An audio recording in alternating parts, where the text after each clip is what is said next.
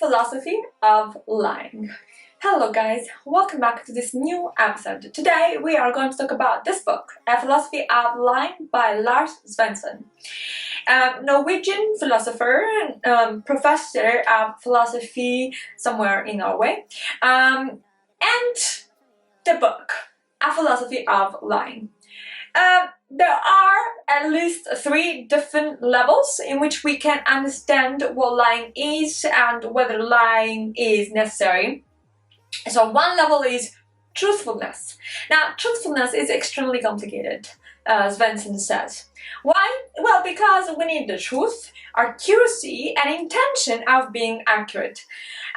He mentions specifically accuracy and truth, but what about intention? I mean, if we pick one of the most rigid philosophers on truth and lies that we have in our history of philosophy, that would be Immanuel Kant. He would say, you cannot end up having a dilemma, a moral dilemma. Why? For instance, you never lie, but you can omit the truth.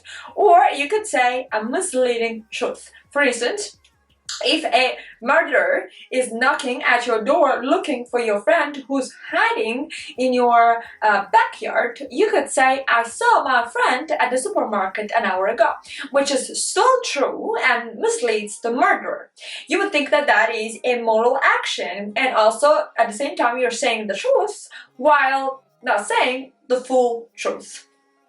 And if we had to speak at all times our mind, we would be unbearable to each other. That is what Svensson says here in this book, which is also true.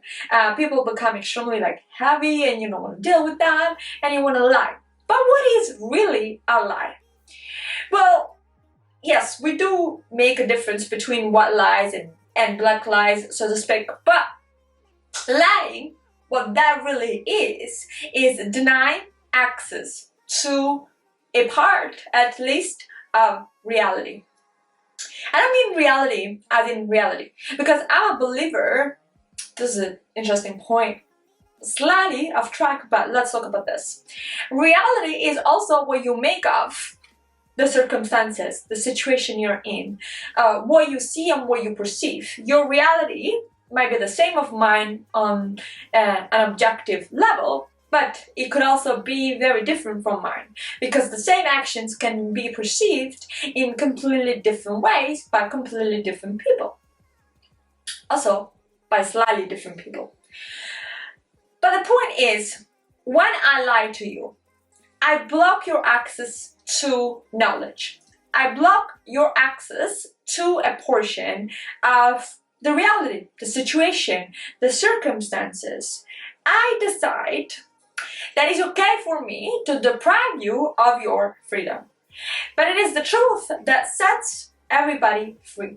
And in that sense, in that very sense, lying is not just a lie. It's not just a white lie, as sometimes people say to justify their own actions. But it is depriving you of the freedom and the right to know and understand better, deeper, or other versions of that situation, fact, of people's feelings, for instance, right? That is why we feel so betrayed. That is why probably it is so much, I don't know that I like this very much, but it is so much in vogue to say, well, we can have a certain relationship, but I have to know, right?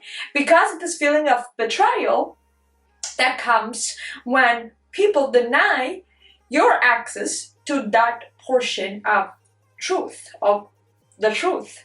Now, is there really one univocal truth? We have to think about that. But, so we have lying on the one hand and truth, and those two are the opposite. They are at their antipodes. And in between we have bullshitting. Now, bullshitting is sometimes necessary. Why? Because the truth is either irrelevant, whether objectively true or false, And what matters is more the effect. So in order to achieve a certain result, you might be forced to lie. That is specifically true for nations, right? Someone in the Norwegian government, and that's who Lars Svensson quotes, says that lying is sometimes necessary. But when lying becomes a commonplace, that is the very source of troubles. But what is the limit? How much you can lie? When are you supposed to lie? What kind of lies you should not say? What kind of effect lying has? Because if you lie to me once, then I will be thinking that you lie to me all the times. And so my sense of trust in you diminishes. Is that okay not to trust anybody because everybody can lie? Lars Svensson makes a point that I thought was fascinating. The whole point of this book is that people will say most of the times the truth. I do sort of believe that that is true, but it is a great assumption, you know? People lie on a regular basis on small things. And we all decide different limits for the lies we can say and the lies we cannot say. That is why we have in our languages the expression white lie.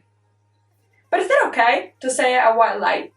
Is that a sign of a friendship? Is that a sign of love? Or to tell the truth? Is that being negative? Is that being revengeful or something? I don't know. I know that lying has certain pros, right? Children, especially adolescents.